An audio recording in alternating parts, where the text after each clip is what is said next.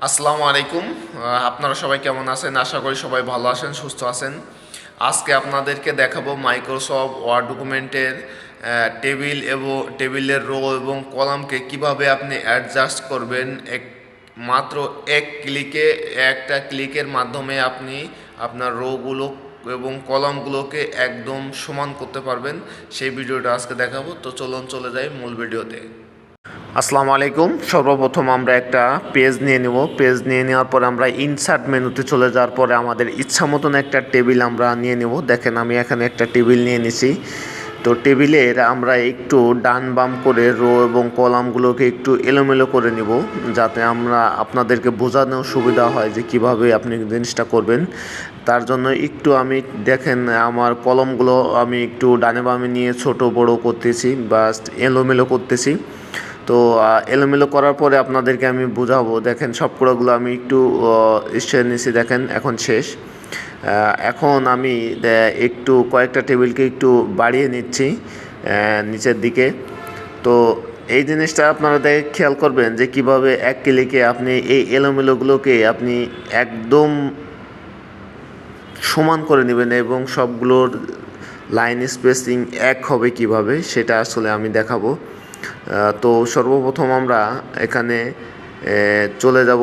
এখন আমরা পুরোটাকে একসাথে সিলেক্ট করে নিব। সিলেক্ট করে নেওয়ার পরে আমরা জিনিসটা করব, একটু ডান বাম শেষ হোক।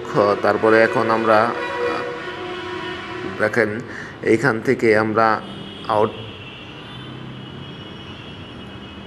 তো আমাদের কাজ মোটামুটি শেষ। এখন আমরা এইখান থেকে জিনিসটাকে পুরোটা সিলেক্ট করে নিচ্ছি। দেখেন সিলেক্ট করে নেওয়ার পরে আমরা এখানে যে পণ্যটা আছে এখানে ক্লিক করে সিলেক্ট করে নেওয়ার পরে আমরা ছেড়ে দেব।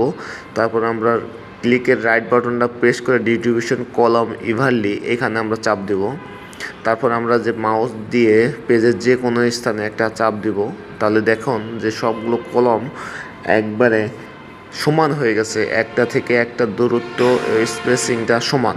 এখন আমরা রোগুলোকে আসলে একটু সমান করে দেখাবো। একদম সিস্টেমটা একই, আমরা রোগুলোকে একটু ছোট বড় করতেছি। দেখেন সবগুলোর একটু ডান বাম করতেছি, যার কারণে আমরা একটু ছোট বড় করে নেব, তাহলে আপনারা তো বুঝতে সুবিধা হবে যে সবগুলো ঠিক আছে কিনা। তো এখন আমরা আবার সব কটাকে আমরা সিলেক্ট করে নেব। পুরো পেজটাকে আসলে আমরা সিলেক্ট করে নেব।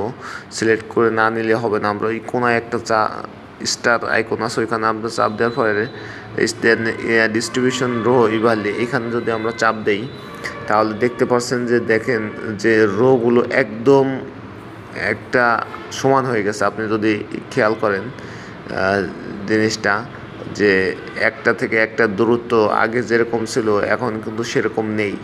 একটা থেকে একটা দূরত্ব সবকটা একদম সমান হয়ে গেছে।